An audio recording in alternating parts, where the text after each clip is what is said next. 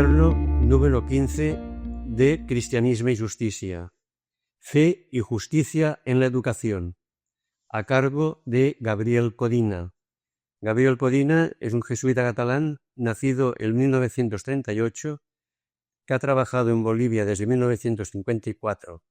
Está vinculado desde siempre al mundo de la educación como docente, director de escuelas, delegado provincial de educación y coordinador de las escuelas Fe y Alegría. Este cuaderno recoge la conferencia que el autor dio en Sucre, Bolivia, en abril, en un encuentro de delegados provinciales jesuitas de América Latina. El trabajo ha sido publicado en castellano, francés e inglés por la revista Educación de la Curia General de los Jesuitas. En la presentación dicen lo siguiente: hace un excelente resumen de la historia del problema en América Latina y reúne en un documento los temas y sugerencias que han aparecido en muchos lugares durante los últimos años. Está escrito en perspectiva de América Latina, pero las características universales de su pensamiento lo hacen fácilmente aplicable a otras situaciones solamente con cambios mínimos. Aunque el trabajo está dirigido a un público jesuita y utilizando documentación de la orden, creemos también que solamente con cambios mínimos es aplicable a otras situaciones. Introducción. Maduración de la problemática de fe y justicia en América Latina. Una vez más, una reunión de educadores jesuitas de América Latina se plantea el problema de fe y justicia en la educación. En los años que nos separan de la Congregación General 32 de 1975, que fue la que definió la misión de la Compañía de Jesús dentro de las coordenadas de fe y justicia, no ha habido institución educativa que no se haya interrogado seriamente sobre los alcances de una y otra en el ámbito de la educación y que no haya tratado de profundizar sobre esta problemática y tomar decisiones en esta línea. El tema, por consiguiente, no es nuevo para ninguno de nosotros. Tanto a nivel de provincias como de instituciones educativas en particular, se ha llegado a síntesis más o menos logradas y a opciones operativas de diverso alcance. Fe y justicia, de tanto hablar de ellas, casi parecen a ratos un estribillo rutinario o una frase hecha que sale obligatoriamente en todas nuestras planificaciones, idearios, filosofías educativas, charlas, conferencias, artículos, reuniones y seminarios. Sin embargo, más allá de todo ritualismo y sin desconocer el real peligro de habituarnos a las palabras que nos acecha, fe y justicia siguen teniendo vigencia, y por mucho que hablemos y escribamos de ellas, el tema no está de ninguna manera agotado, ni en la teoría, ni mucho menos en la práctica. Tiene todavía sentido el cuestionarnos sobre la vivencia de fe y justicia en nuestras instituciones educativas y tratar de desentrañar todas sus implicaciones y los compromisos a que deben llevarnos. Esta exposición no pretende ninguna presentación original del tema. Trataremos simplemente de tocar algunos aspectos que pueden ayudarnos a avanzar en la reflexión en esta espiral de profundización que empeñó el año 1975 con el famoso Decreto Cuarto. Procuraremos centrar nuestra reflexión en lo referente a los contenidos de la institución educativa en el sentido más amplio que daremos más adelante al concepto de contenidos. Será bueno, para comenzar, recoger los hitos de la reflexión sobre fe y justicia que nos han precedido. No partimos en absoluto del punto cero. La espiral de reflexión arrancó hace muchos años y, por cierto, mucho antes de la Congregación General 32, al menos en América Latina. Hay un enfoque latinoamericano de fe y justicia bastante diferente del que existe en otras provincias o continentes, precisamente porque en América Latina el problema y el tema se plantearon mucho antes que en otras partes y con tonalidades muy específicas. No estará de más tener presente la trayectoria de fe y justicia en América Latina y en la Compañía de América Latina y seguir el hilo que nos ha llevado al presente nivel de reflexión y de maduración. Primero, existen varios documentos o acontecimientos, unos generados, otros propiamente latinoamericanos, que se anticiparon al decreto cuarto y de alguna manera lo prepararon o lo reforzaron. Para no remontar demasiado lejos, podríamos partir de la Populorum Progressio de 1967. Es cierto que la encíclica utiliza todavía el término cuestión social como en los buenos tiempos en que la fórmula doctrina social de la Iglesia parecía como la respuesta cabal a todos los problemas de la sociedad y el tema obligado de nuestras clases de sociología. El mismo concepto de desarrollo que describe la Populorum Progressio se presentaría hoy de otra manera, pero no cabe duda que la encíclica presenta ya un enfoque estructural del problema de la justicia en el mundo. Segundo, con seguridad, el acontecimiento latinoamericano más importante en la reflexión sobre el problema de la justicia fue Medellín en 1968. No obstante, meses antes de Medellín, en el ámbito de la compañía, hubo un hecho muy significativo que marcó época en todas nuestras instituciones educativas, la famosa Carta de Río, de mayo de 1968, dirigida por los provinciales de América Latina reunidos con el padre general Pedro Arrupe. También el lenguaje es propio de la época: los marginados, el apostolado social, los abandonados, pero su denuncia valiente sobre las injustas estructuras sociales de los países latinoamericanos, su invitación a desplazar una parte de nuestras fuerzas apostólicas hacia la masa innumerable y creciente de los abandonados, la persuasión de que la Compañía de Jesús en América Latina necesita tomar una clara posición de defensa de la justicia social, el afirmar la urgencia de que colegios y universidades acepten su papel de agentes activos de la integración y la justicia social en América Latina, todo ello rompe moldes. La Carta de Río, leída hoy, resulta en eco anticipado del decreto cuarto. Es cierto que el tema de la justicia resalta más que el de la fe, como en otros documentos posteriores. Pero hay que reconocer que en América Latina es el clamor de la injusticia y de los pobres el que interpela a la fe y adquiere así históricamente cierta prioridad cronológica en la dialéctica fe-justicia. La Carta de Río no se quedó en la mera teoría. Nuestros colegios, recordémoslo, se tomaron en serio el servicio social propuesto por Río como condición para graduarse. En un momento de serio cuestionamiento a nuestras instituciones educativas, dentro y fuera de la compañía, éstas recogieron el reto de reconvertirse, se comprometieron en la línea de ser factores de cambio social y descubrieron en este compromiso su misma razón de ser.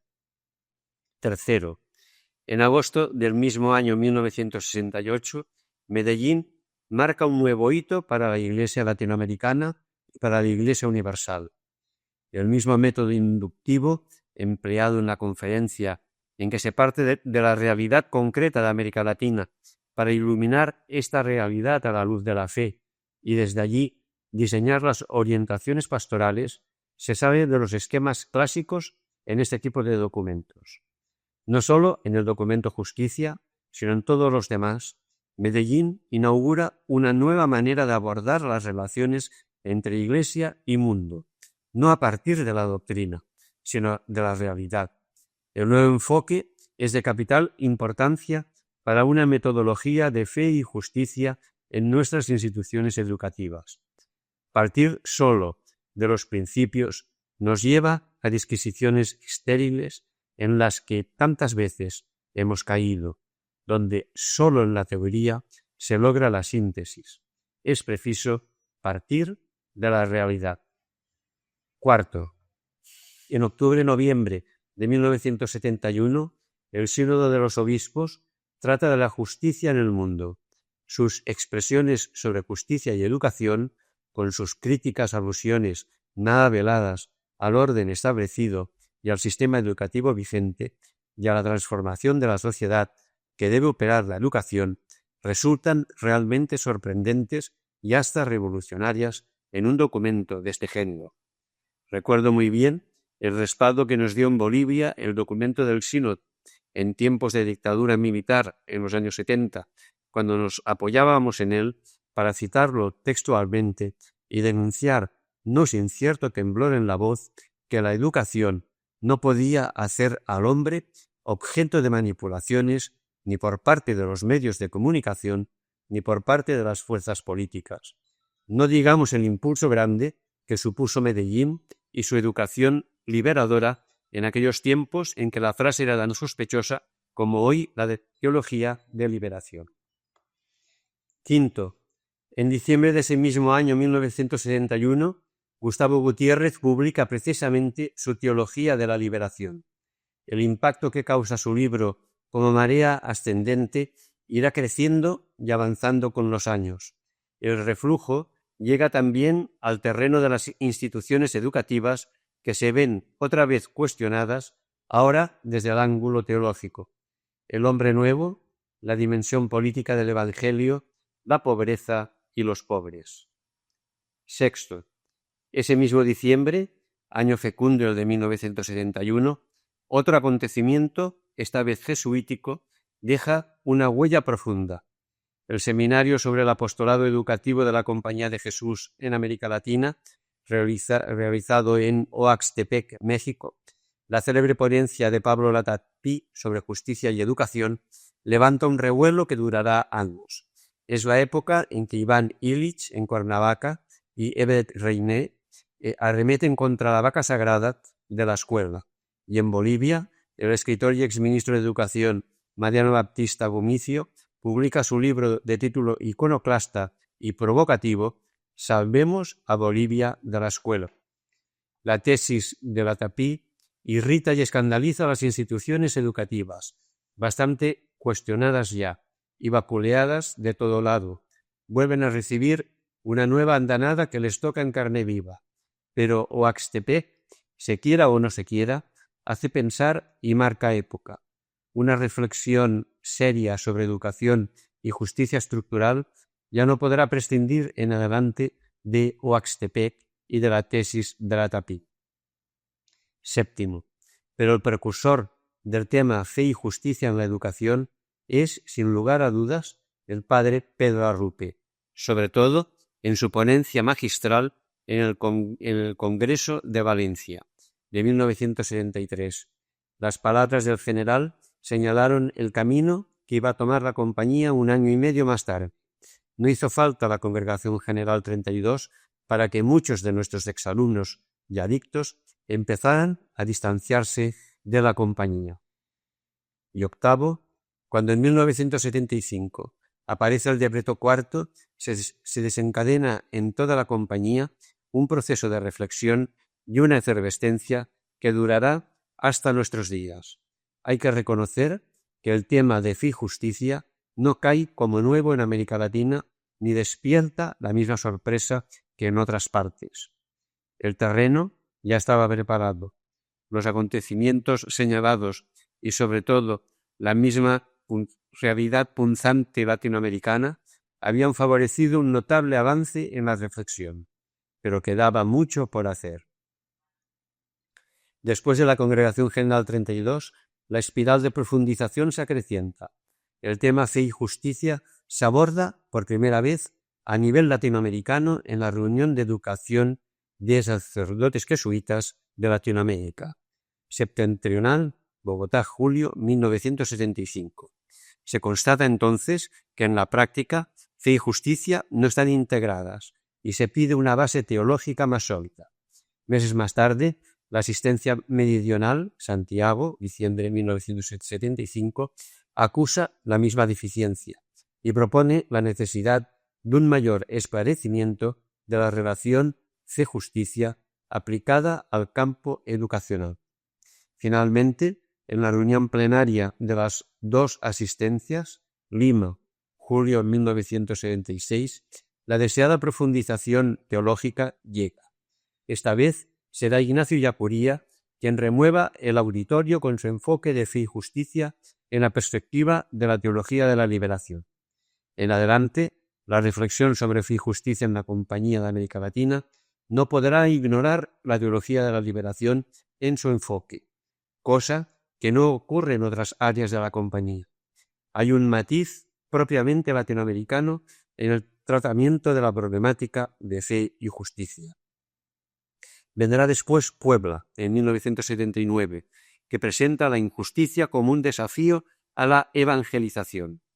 A nivel de compañía se institucionaliza el intercambio y la información entre educadores jesuitas desde el Secretariado de Educación, Reunión de Educación Secundaria en Roma 1980, primer CIAE SJ, Puerto Rico 1982, segundo CIAE SJ, Roma 1984, reuniones regionales de delegados de educación.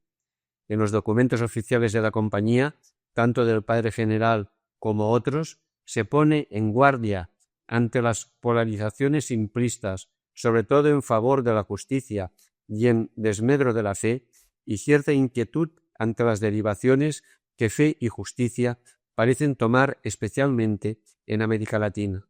Sin duda, la promoción de reuniones como la presente no es ajena a esta preocupación de unificar criterios y diseñar orientaciones comunes en la compañía latinoamericana. Basta leer las actas de esas reuniones internacionales para darse cuenta que los aportes están muy teñidos de la problemática de cada país, como es lógico, y que, sin pretender establecer ningún tipo de comparaciones, salta a la vista que Latinoamérica tiene un bagaje y una vivencia que datan de mucho tiempo atrás. Ciertamente, no partimos de cero, y mucho se ha avanzado, sobre todo en América Latina. No vale la pena detenernos en esfuerzos de síntesis y en discusiones sobre el modo como fe y justicia se implican e integran mutuamente, o si en el cumplimiento del decreto cuarto adolecemos de cojera, de justicia con fe o de fe con justicia. Damos por supuesto que hemos superado, al menos teóricamente, todo dualismo y dicotomía, y que aceptamos que se trata de una misión única de la compañía en que fe y justicia se contienen recíprocamente. Descartamos lo que se ha dado en llamar la islamización de la imagen de Dios, en la que la fe se utiliza como motor de una guerra santa en favor de los pobres y en contra de toda clase de injusticia, opresión o discriminación. De la misma manera, rechazamos una imagen de la fe desencarnada y etérea, sin compromiso con la realidad. Siempre que adelante utilicemos cualquiera de los dos términos, fe-justicia, damos por sobreentendido que una y otra se toman en forma inclusiva y global. Segundo apartado. Capacidad de la institución educativa para educar en fe y justicia. Puestos a considerar la relación entre instituciones educativas y fe-justicia, el problema de fondo que salta inmediatamente es el de la capacidad de la institución educativa de educar para la fe y la justicia.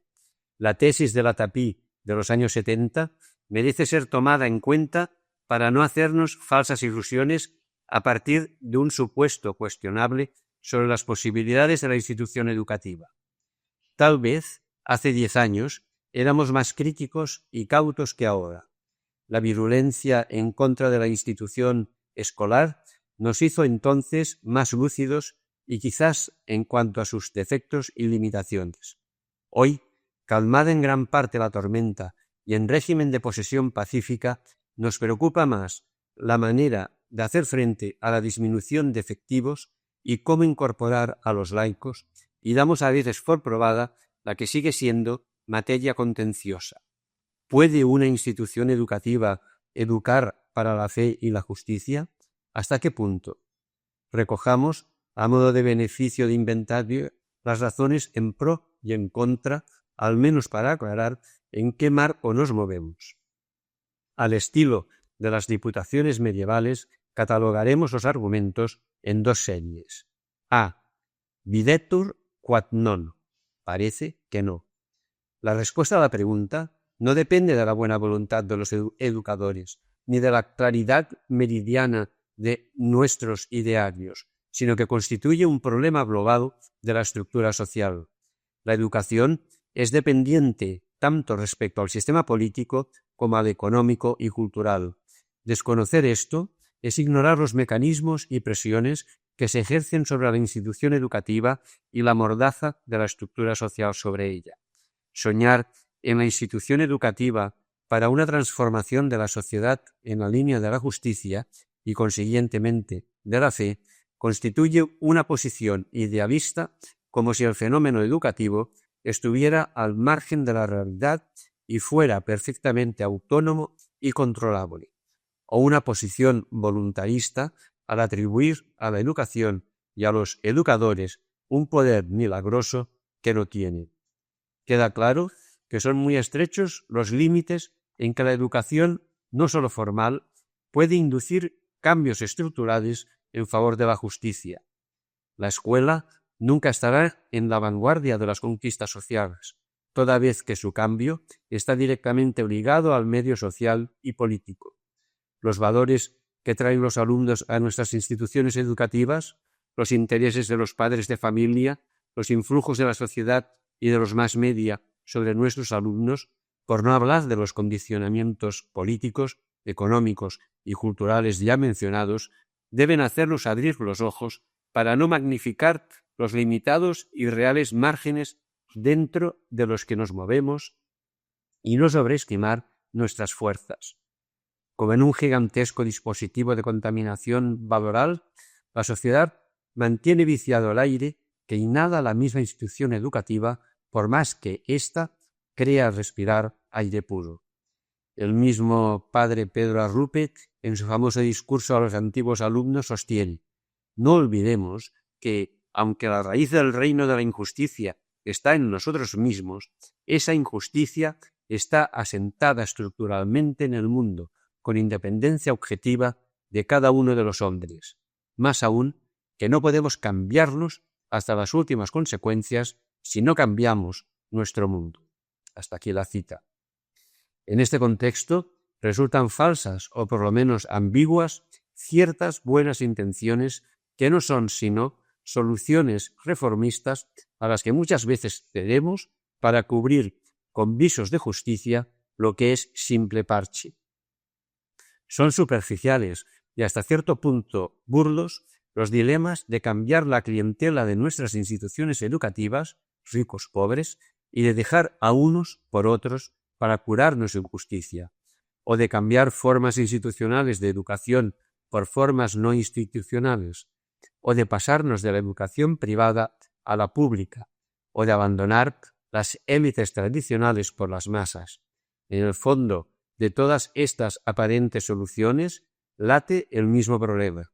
La contaminación de la injusticia estructural lo invade y lo infecta todo, y no hacemos sino cambiar de posición encerrados en el mismo recinto.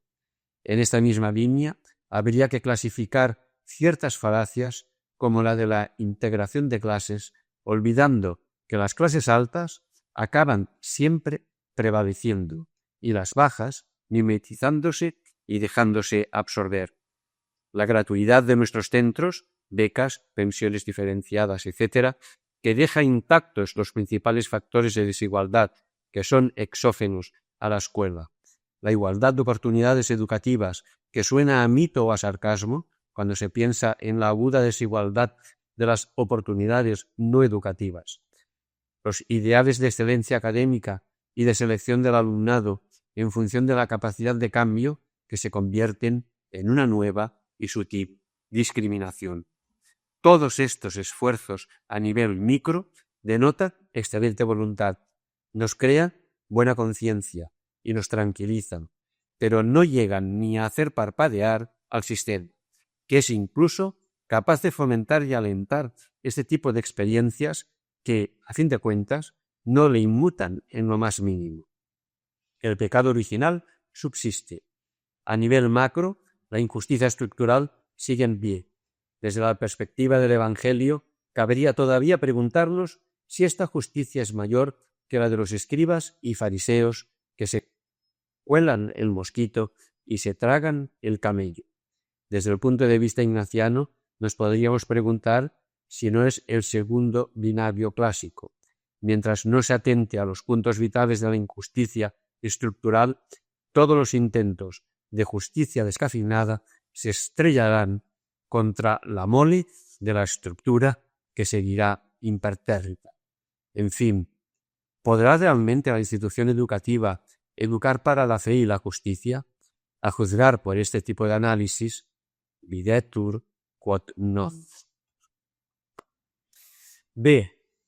Sed contra est, pero es que sí.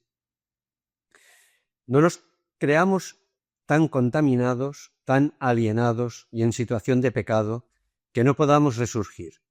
Desde el punto de vista evangélico, el reconocimiento de nuestro pecado y de nuestra impotencia es el comienzo de la revelación de la justicia de Dios. No será poco el empezar por reconocer nuestros límites y condicionamientos, nuestra situación de pecado estructural e individual.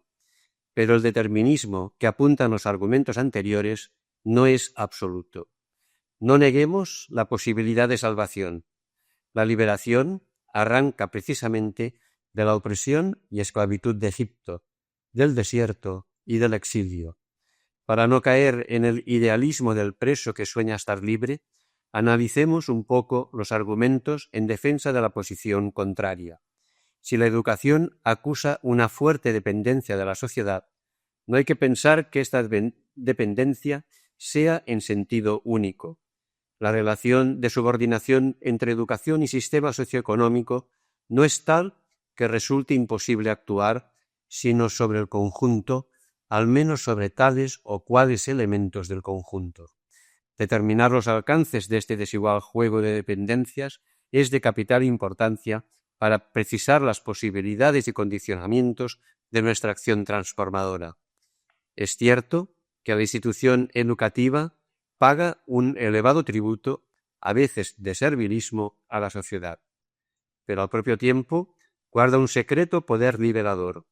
Al fin y al cabo, nuestras instituciones tratan con hombres, y el hombre, en comunidad, es el único que puede torcer el curso de la historia y adueñarse de él. No hay que olvidarlo. Los líderes de la independencia salieron de las escuelas y universidades de sus mismos colonizadores. No se puede impunemente educar a un hombre, y aunque las estructuras sean paralizantes y los márgenes a través de las cuales se puedan inducir cambios estructurales sean muy angostos, el sistema tiene fisuras. Hay todavía resquicios, espacios libres, donde el aire es puro. Se pueden ejercer ciertas fuerzas en el sentido de una renovación de las estructuras y de los contenidos de la educación, de modo que ésta pueda concurrir a las transformaciones sociales, sin tener por ello que caer en el reformismo. No se puede, por tanto, descalificar sin más a la institución educativa en sus intentos de promover la fe y la justicia, ni hay que pensar que cualquier experiencia micro sea un paliativo inútil. Raro será que en nuestros países una revolución global arrastre consigo a la educación, al estilo de lo ocurrido en Cuba o Nicaragua, pero siempre será posible educar desde el cautiverio, elaborando la esperanza y los mecanismos necesarios para el momento de la ruptura liberadora. Desde el ángulo cristiano, si es cierto que el Señor vino a traer la buena nueva a los jóvenes y a anunciar a los cautivos su libertad, no hay que creer que, precisamente por ser pobres y cautivos, no puedan ser liberados y liberar. No por estar en el destierro dejaremos de sembrar los campos, plantar viñas y construir casas, mientras cantamos a la liberación y trabajamos por ella. Otros quizás recogerán lo que sembramos y cosecharán la libertad. Argumentos a favor, argumentos en contra. Dejemos a esta misma reunión criticar y analizar unos y otros, para deducir qué tesis se prueba y qué tesis se invalida, o qué aspectos de una y otra tesis son válidos o falsos. En cualquier caso, no podemos presuponer lo que todavía está por probar, ni menos actuar de una forma ingenua o simplista. Por nuestra parte, damos por probado que la institución educativa, con todas sus salvedades, puede ser plataforma para el servicio de la fe y la promoción de la justicia. Si no fuera así, esta exposición debería concluir aquí mismo. Tercer apartado: los contenidos de la institución educativa. A. Los contenidos. Dentro de los límites que acabamos de señalar, es posible enfocar ya el problema de los contenidos de la institución educativa. Plagiando a McLuhan, podríamos empezar diciendo que el contenido es el continente latinoamericano en primer lugar, que es el escenario donde se desarrolla nuestra acción educativa de fe y justicia. Si nuestro punto de partida debe ser la realidad y nuestro método el inductivo, convendremos en que no es lo mismo fe y justicia en América Latina que fe y justicia en otros continentes y hemisferios. El telón de fondo será nuestra realidad sufriente y angustiosa, la de los hombres y mujeres de nuestro pueblo, la de la deuda externa impagable, la de las frágiles democracias y últimas dictaduras, la que describen Medellín y Puebla y la que vemos en la calle y en el campo cada día. Ser cristiano hoy en Latinoamérica no será lo mismo que el ser cristiano de un Hanskin en Europa, porque la realidad y los desafíos son distintos. El contenido continente podríamos identificarlo también bajo tres notas características que, a mi juicio, vienen a resumir todo un conjunto de constantes de la realidad latinoamericana: la pobreza, la injusticia, la creencia o fe cristiana. América Latina es un continente de pobres, un continente de creyentes, un continente donde la injusticia se ha instalado. Desde estos tres ángulos y en forma necesariamente esquemática, enfocaremos los contenidos. B. Los pobres como contenido. Si la institución educativa debe dar una respuesta a la realidad en una primera lectura de la realidad de América Latina, resalta inmediatamente la presencia de los pobres. El primer contenido de la educación deben ser los pobres. No es el momento de disertar sobre la prioridad de los pobres en el reino, la opción preferencial, pero no exclusiva, sutil distinción, por los pobres, la dignidad de los pobres, etc. Existe una abundante literatura sobre todo en los últimos años que ha tocado más que ampliamente el tema. No trataremos este aspecto.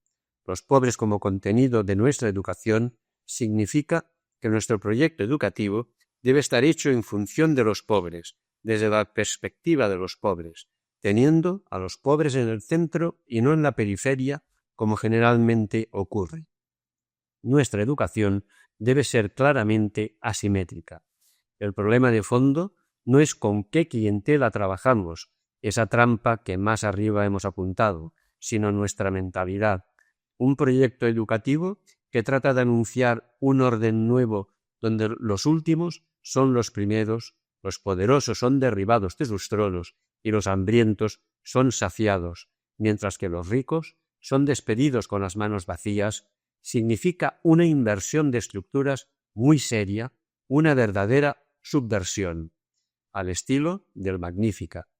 Quienes acuden a nuestras instituciones, profesores, alumnos, familias, colaboradores, deben comprender muy bien que estamos en función de los pobres y que nuestro compromiso prioritario son ellos, cualquiera que sea nuestro público.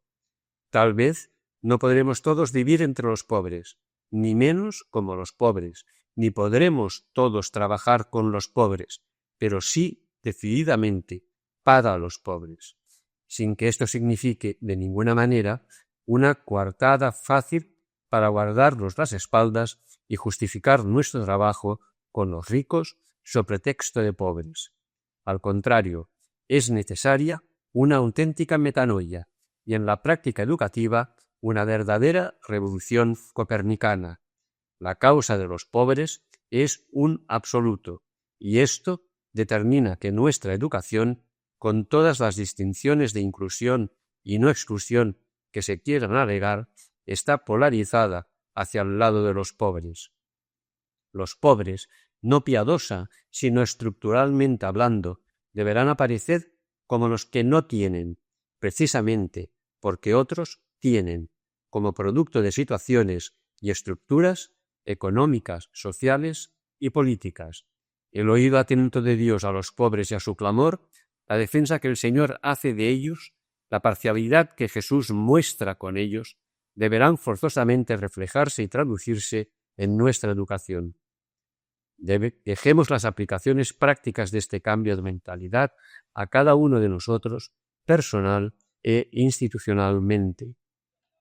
Un proyecto educativo de estas características necesariamente tropezará y tropieza con obstáculos si nuestros alumnos y colaboradores no participan del mismo espíritu de conversión. No trabajaremos, en efecto, en la promoción de la justicia sin que paguemos un precio. Este aguijón crítico, este peligroso recuerdo de Jesús, que es la pobreza, como le llama Rahner, siempre será una amenaza para el funcionamiento natural de los poderes de este mundo. Los pobres, como contenido, no se quedarán en la esfera de las intencionalidades, sino que se plasmarán en hechos concretos, objetivos operativos, planes, programas, contenidos académicos, relaciones institucionales, etc. Si la promoción de la justicia es parte integrante de la evangelización, los pobres no podrán estar ausentes en un anuncio completo del Evangelio y en una pedagogía verdaderamente evangelizadora. C. La fe como contenido. Nuestro continente se presenta como un continente de creyentes.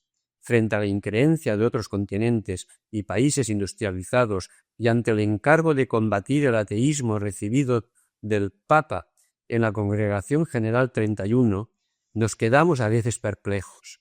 ¿Hacer frente al ateísmo en tierra de creyentes?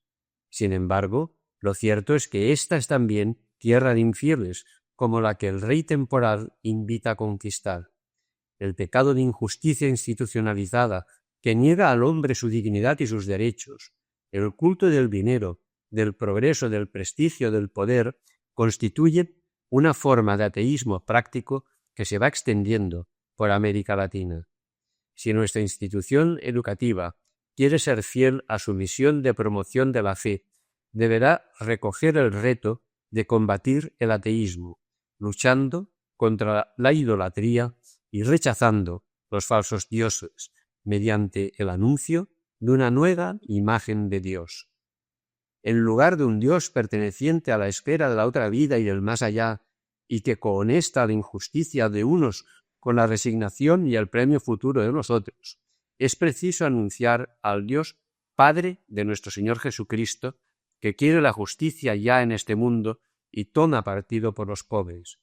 En lugar de un Dios ídolo que no ve ni oye y parece impasible al sufrimiento de los pobres, es preciso proclamar al Dios atento al clamor del pueblo, que se preocupa del pobre y del desvalido, y sabe por él como su liberador y justiciero. Es necesario derribar las falsas imágenes de Dios que consagran y legitiman la permanencia de estructuras injustas. Hay que desenmascarar la imagen del Dios ambiguo que está al servicio de los poderosos y justifica sus intereses y privilegios. Dios, patria, hogar, tradición, familia y propiedad, in God we trust, el sentido cristiano de nuestro pueblo, ha captado muy bien cuál es el Dios verdadero. Vos sos el Dios de los pobres, el Dios humano y sencillo, el Dios que suda en la calle, el Dios de rostro curtido. Esto se puede oír en la misa nicaragüense. Es preciso hacer una purificación y complementación de la religiosidad popular que, pese a sus defectos, está más cerca del Dios verdadero que de la otra religiosidad. Hay aquí un desafío para nuestra pastoral, nuestra liturgia, nuestra catequesis. El culto debe volver a encontrar su pleno sentido de celebración solidaria de la salvación de Dios, que se ha acordado de su pueblo en Jesucristo. Es preciso también exorcizar y arrojar los demonios del poder, los elementos, los príncipes de este mundo, los posesos de todo orden que nos rodean. La lucha por la justicia aparecerá así como un exorcismo de todos los demonios de la injusticia. Lo mismo se podría decir en cuanto a la nueva imagen de la Iglesia, a la mentalidad de la Iglesia de cristiandad, bien pensante y tranquilizante, que legitima el estatus y en la que los ricos se sienten a sus anchas. Debe suceder una Iglesia profética, la Iglesia de Medellín y de Puebla, que ha hecho su opción por los pobres, se ha puesto a su lado y comparte su crucifixión y resurrección. Iglesia de comunión y participación, Iglesia, ahora sí, no favorita de los poderosos, sino perseguida por ellos, Iglesia sacramento histórico de liberación. Una imagen tal de Dios, de la Iglesia de la fe cristiana, supone que nuestras instituciones educativas rediseñen su educación de la fe como creemos ya se está haciendo. La fe, como contenido, deberá tener esta dimensión profética nada convencional, inquietante para quienes se han adormecido en el sopor de sus falsos dioses, del culto ritual, del ateísmo disfrazado de cristianismo. La lucha contra este ateísmo ha cobrado ya sus víctimas y es probable que el martirologio latinoamericano se acreciente con nuevos nombres. Esta es la persecución por la justicia que Jesús predijo y privilegió con una bienaventuranza. Los perseguidos por la justicia hoy lo son en nombre de la fe. D. La justicia como contenido. Como contenido de la institución educativa, podríamos considerar a la justicia bajo tres aspectos. Justicia de la institución educativa, mensaje de justicia, aprendizaje de justicia. Primero, justicia de la institución educativa. La misma institución tiene que empezar por enraizarse en la justicia y dar testimonio de justicia, no solamente escribiendo la pancarta del ideario o de su filosofía educativa, sino en su práctica. La reunión de educación secundaria de sacerdotes jesuitas de Roma de 1980 trató ya de este punto. El testimoniar de valores opuestos a la sociedad de consumo, la austeridad institucional y personal, el no permitir fiestas, viajes, etc., que desentonen de la realidad de pobreza que nos rodea, el no adquirir instrumentos o aparatos demasiado costosos, a no ser que sea realmente necesario, etc., son algunos de los ejemplos concretos que allí se propusieron. Se podrá discutir si este tipo de indicadores son los más acertados para plasmar lo que debe ser la justicia de la institución o si tienen más de publicitario y llamativo que de realista. Siempre corremos el peligro de quedarnos en la corteza de nuestros segundos binarios eternos. No obstante, no es poco el que nos hayamos planteado qué podemos y qué debemos hacer. Hace años, el padre Pedro Arrupe ya se preguntaba qué cambios se hacen necesarios en la estructura legal, la organizativa, el proyecto educativo, el cuadro administrativo, sin que con ello se modifique el carácter del colegio. Esta es la verdadera pregunta para ir al meollo de la justicia institucional, la estructura misma de la institución. Ciertos cambios no pasan de una simple modernización, sin impacto serio en el alma de la institución. Cambios más radicales con frecuencia se estrellan contra sistemas bloqueados o contra miedos profundos que paralizan e impiden cualquier acción. Es necesario, donde no se haya hecho ya, establecer un análisis institucional de nuestro quehacer educativo, un cuestionamiento de fondo de la intencionalidad real de nuestras instituciones educativas en función de los pobres y del decreto cuarto. No se puede proceder a la ligera en este punto. Cualquier diletantismo, toda agresividad y apresuramiento pseudoprofético, toda falta de respeto a las personas afectadas y a la misma institución puede ser fatal e irreversible, pero la necesidad de tal análisis institucional, realizado de la forma más seria y científica posible, es insoslayable. Existen métodos ya elaborados para una crítica institucional y equipos que tienen experiencia de investigación científica en la materia. muchas provincias de Latinoamérica, entre ellas varias de las aquí representadas, han elaborado y aplicado instrumentos de análisis y métodos de autoevaluación. Sería preciso, tal vez, ir más a fondo de la cuestión y tocar los puntos neurálgicos de nuestras instituciones. Anoto una serie de preguntas a título de ejemplo. ¿Qué relación existe entre el trabajo que realizamos y las necesidades reales del medio? ¿Al servicio de qué fuerzas o grupos sociales se ha puesto la institución? ¿Qué mensaje de la institución pretende dar y cómo es percibido? ¿Qué coherencia hay entre las finalidades y los métodos? ¿Qué producto queremos obtener? ¿Con qué calidad? ¿Y cuáles obtenemos y por qué? ¿Qué tipo de hombre queremos formar y para qué sociedad? ¿Y qué hombres formamos de hecho? Etcétera. Un análisis institucional debe tocar temas tan espinosos y capitales como el del poder en nuestras instituciones, la participación en el poder, la propiedad de la institución, el tipo de relaciones interpersonales, la identidad del grupo, la línea ideológica, los niveles de compromiso requeridos en los implicados en el proceso, la imagen de hombre y de sociedad que se pretende, la utopía creadora. Tampoco en este punto partimos de cero. Mucho se ha hecho en todas nuestras provincias en esta línea. Sin embargo, probablemente se pueda avanzar más en lo fundamental, diferenciándolo bien de lo que es simplemente lateral o secundario. Dentro de esta perspectiva y solamente dentro de ella, podremos, sin temor a invertir el orden de importancia, plantearnos esos temas que crónicamente rebrotan en todas nuestras reuniones y seminarios. Por ejemplo, el problema de la excelencia académica, el de la selección en las admisiones, el de los pobres y la ayuda económica a quienes la necesitan. Todos estos planteamientos pueden ser un arma de doble filo o un simple contentar el ánima, si no se inscriben en un marco estructural muy nítido, dentro del cual estamos muy conscientes de lo que pretendemos y nos damos cuenta de las ambigüedades y males menores que toleramos.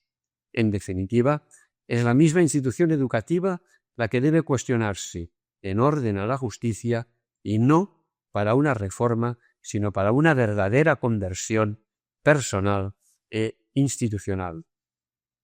Segundo, mensaje de justicia. Nuestras instituciones educativas deben contener una carga muy grande de justicia en el mensaje que comunican, no sólo con su intencionalidad confesada y con su testimonio, sino con palabras y hechos explícitos. No es necesario para ello recargar los programas o añadir materias especiales, punto en el que en varias reuniones siempre se ha advertido fuerte reticencia. Esto demuestra por sí solo la rigidez programática dentro de la que nos movemos.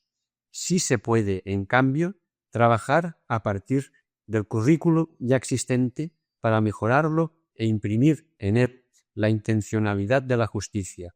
El proceso de mejoramiento del currículo realizado en Estados Unidos por la JSEA o el trabajo de revisión del currículo y la elaboración de textos efectuado por el CERC en Venezuela nos puede dar una pauta de lo que se está haciendo y lo que se puede hacer en este terreno. El currículo debe incluir en su momento un análisis crítico de la sociedad, por supuesto, en forma gradual, para no enfrentar a nuestros alumnos con una problemática que todavía no son capaces de asimilar o que pueden digerir mal. Los mecanismos cognitivos de los adolescentes y de los jóvenes no son como los de los adultos, y sus niveles de razonamiento y análisis son todavía pobres, a pesar de la aparente soltura con que manejan el cúmulo de información de que disponen. Es preciso que se aborde el problema de la injusticia de las estructuras sociales, dando a nuestros alumnos métodos de análisis y pistas de solución.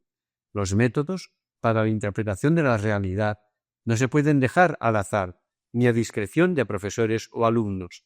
De parte del profesorado, ello supone una filosofía y una metodología acordes con el proyecto educativo de la institución y con la fe cristiana y la debida lealtad.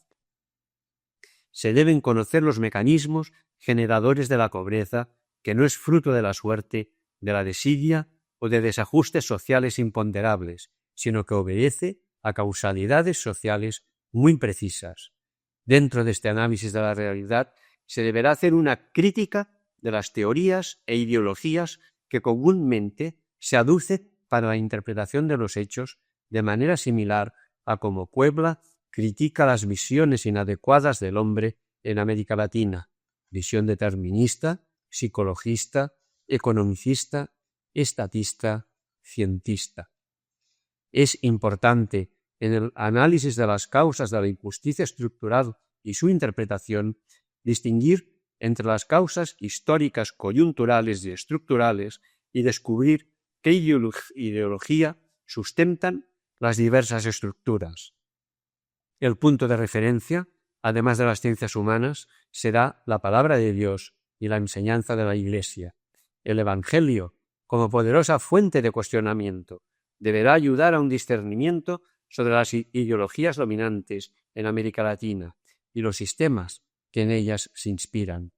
Habrá que evitar el ideologizar el mismo Evangelio y la tentación fácil de una tercera vía cristiana, pero será bueno dejarnos interpelar y enriquecer por las ideologías en lo que tienen de positivo, manteniendo la sana distancia crítica que nos da la fe.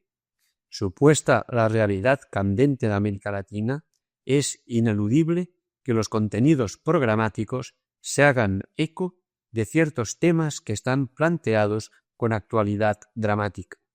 Enumeramos solo algunos como ejemplo: la propiedad privada y la hipoteca social que pesa sobre ella, la ética individualista en el uso de la propiedad y en el destino universal de los bienes de la tierra, el recurso a la violencia y la lucha de clases, las relaciones entre trabajo y capital, los derechos humanos y las libertades personales, sindicales y políticas, las relaciones entre personas y economía, las teorías sobre el poder, el método de análisis marxista de la realidad, etc. En una institución educativa enfocada a la justicia estructural, no será solamente la clase de sociología o de filosofía donde se toquen esos temas. Es la institución toda, por su impregnación doctrinal y por su vivencia práctica, la que irá sembrando criterios, orientaciones, líneas de acción en clase y fuera de ella, en lo curricular y en lo extracurricular, en su enfoque global, con su testimonio de todas las maneras posibles. No basta la iluminación teórica que puede dar lugar a generaciones de teóricos de la realidad y pedantes sin experiencia. La dinámica de una justicia que brota de la fe la vivirá toda la institución en la teoría y en la práctica. Esta dinámica supone consecuentemente una educación política seria. La educación de la Iglesia, bastante tiempo, ha estado recluida en recipientes asépticos, en casi total aislamiento del medio social que la rodeaba, con una concepción maniquea del fenómeno político y una concepción falsamente neutral de la educación. Hoy las instituciones educativas son plataforma de encuentro de ideologías que se disputan la conquista de las mentes de los jóvenes. Fe y política deben formar parte del mensaje de justicia que nuestras instituciones deben comunicar. Los contenidos programáticos de nuestras instituciones están en general muy condicionados por las disposiciones legales. Sin embargo, existen espacios libres y márgenes elásticos desde los que se puede actuar en la línea de la justicia estructural sin forzar artificialmente los objetivos propios de cada materia. Es posible, a partir de los programas, incidir en el cambio valoral de los alumnos, en su mentalidad, en sus aptitudes y hábitos, llevándolos a desembocar en el compromiso y la acción. El documento base de la 10ª Asamblea General de la OIE, Bogotá, 1978, precisó qué materias y campos se prestan a una educación social y para la justicia. La escuela maternal y la primaria, por ejemplo, son básicas desde el punto de vista psicológico y pedagógico para desarrollar actitudes y valores en los niños que se arraigarán muy profundamente. En la enseñanza primaria, el lenguaje, las ciencias sociales, historia, geografía, cultura y el estudio del medio ambiente son lugar privilegiado para la formación social. En la secundaria, un enfoque interdisciplinar puede dar a todas las materias una relación con la paz y la justicia, en cuanto abarcan el conocimiento de la cultura, de la vida en sociedad, en sus dimensiones históricas y espaciales.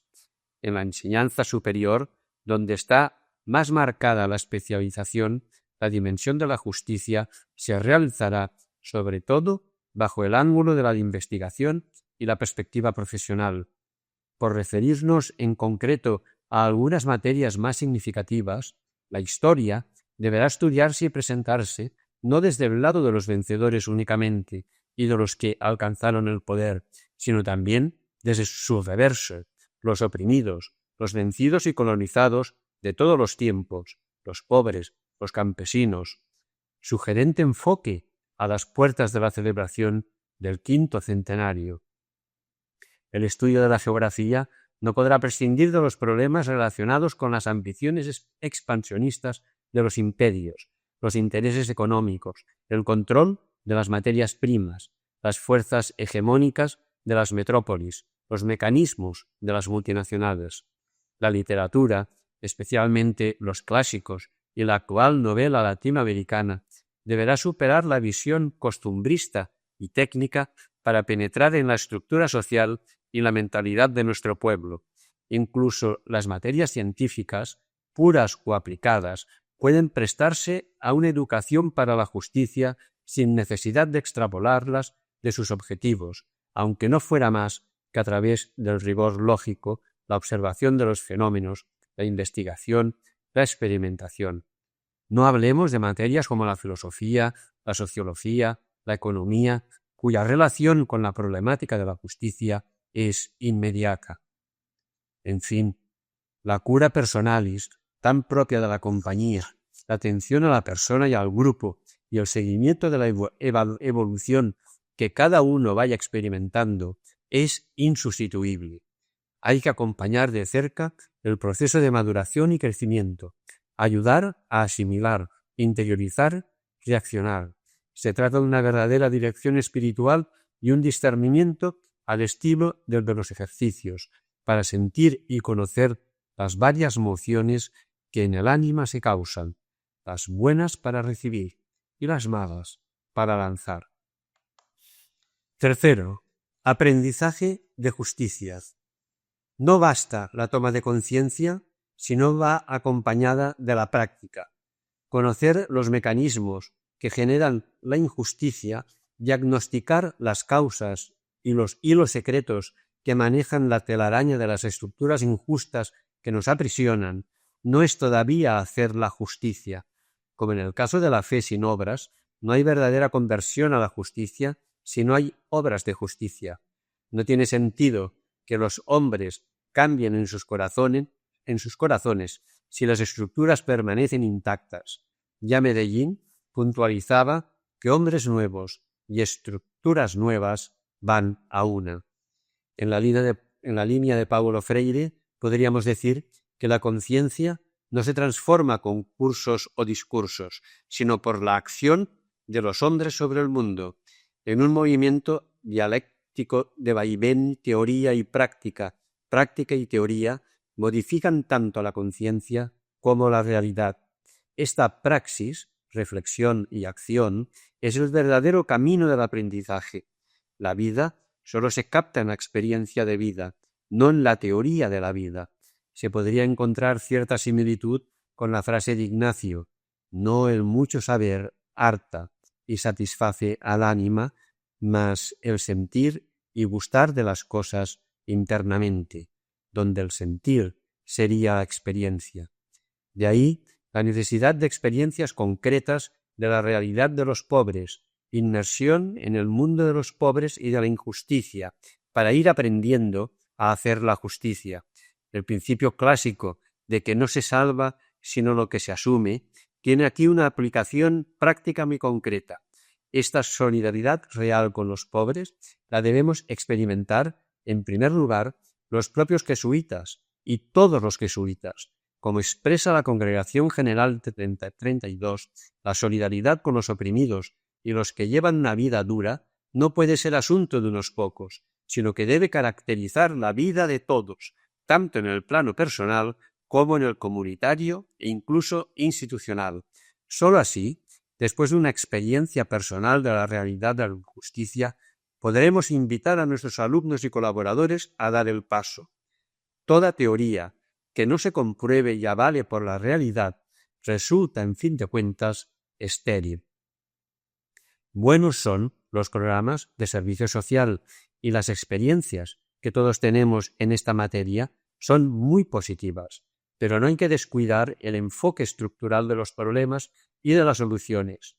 Hay muchos niveles de experiencia, desde la sorpresa y el susto del que se zambulle por primera vez en un mundo desconocido e insospechado, pasando por reflexiones generales y primarias hasta el nivel del mayor compromiso, análisis, investigación y opción de orden cristiano y político.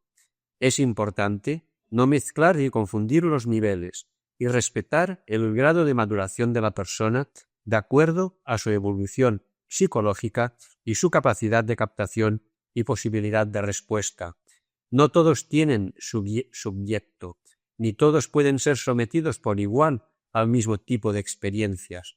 Olvidar las leyes que rigen este proceso y querer quemar las etapas puede llevar a frustraciones y crispaciones inútiles, cuando no al profetismo agresivo o al heroísmo suicida. Los termocéfalos, que quieren precipitar la revolución y lanzarse a cambiarlo todo de la noche a la mañana, son tan peligrosos como los cobardes que nunca creen llegado el momento de dar el primer paso. El problema, a mi modo de ver, no está tanto en que no nos decidamos a lanzar a los jóvenes a programas de servicio y experiencias fuertes de injusticia, sino en que los lanzamos y no los acompañamos suficientemente o los abandonamos a su suerte. Cuando ellos quieren ir más lejos de lo que había previsto y nos damos cuenta de que nos hemos adentrado demasiado en un campo que escapa a nuestro control, los dejamos en alta mar, mientras nosotros nos batimos en retirada, considerando que no es propio de los religiosos cruzar con ellos la frontera de las opciones políticas concretas. Es duro escuchar el reproche de que nosotros los hemos empujado y nos hemos quedado en la retaguardia. Para no cometer errores irreversibles o pecar de cobardía, es preciso planificar bien este tipo de experiencias, medir sus alcances, evaluar, reflexión en la acción, acompañar, prever y al menos orientar para las etapas que van más allá de donde nosotros podemos ir. Debe quedar muy claro cuál es el tipo de compromiso del religioso y del laico en el terreno político. Este género de problemática no se presenta tanto con los alumnos de colegio, sino sobre todo con los exalumnos y colaboradores cercanos, y cada vez con mayor conflictividad. Faltaría ver si nuestro pecado en este punto es más por exceso o por defecto. El método del ver, juzgar, actuar, enmarcado en la reflexión-acción de que hemos hablado, parece el más apropiado para este tipo de aprendizaje de la justicia a través de experiencias de inserción. El caminar con los pobres, como nos pide la Congregación General 32, no es nada sencillo. El aprender de ellos, el aceptar recibir de ellos, el no adelantarse a su paso, el dejarse evangelizar por ellos, supone mucha paciencia y humildad. En este aprendizaje con el pueblo no hay más camino que el éxodo, la larga marcha. Hay que aprender la travesía con los oprimidos, para renacer como hombres libres, liberándose los unos con los otros. Y la marcha no se hace en la conciencia, sino en la historia, en el desierto real y polvoriento de la opresión compartida y vivida. El aprendizaje de la justicia pasa por el misterio de la encarnación, igual que Cristo se encarnó en nuestra realidad de pecado. El hombre para los demás, propuesto por Arrupe, lo es con los demás y en la práctica. Siempre acechará el peligro de que esta experiencia del mundo de los pobres resulte un hecho aislado, que produjo su impacto en un momento dado, pero que luego se esfumó para volver a la normalidad. Tal tipo de experiencias, no integradas en la vida, acaba por no tener ninguna significación. Volvemos a la dicotomía teoría-práctica, trabajo intelectual, trabajo manual, reflexión-acción y hasta fe-justicia, desmembradas y sin sentido al privarles de su globalidad.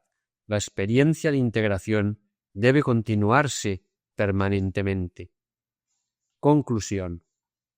Preguntarse sobre la posibilidad de que la institución educativa eduque en fe y justicia equivale a preguntarse si es posible vivir el Evangelio en este mundo, si es posible hacer presente el reino, precisamente en los dominios del príncipe de este mundo que opera la injusticia. Es preguntarse si es posible vencer el pecado y el mal. Creer que sí es posible educar en fe y justicia es creer en el poder de Dios, que es mayor que todo, es creer en Jesucristo Salvador, en el misterio de la Encarnación, en que el Magnífica ha empezado ya a cumplirse. Nada hay en todo ello de ilusión o idealismo ingenuo, como la mirada de las tres personas divinas sobre la redondez del mundo se convierte en redención, nuestra contemplación se hace acción. Contemplando nuestro mundo latinoamericano, a la manera de Ignacio, sentiremos una vez más el llamamiento de Cristo a la acción conmigo y como yo. Nuestra contemplación lo es en la acción de la justicia. Hasta aquí el cuaderno número 15 de Cristianismo y Justicia.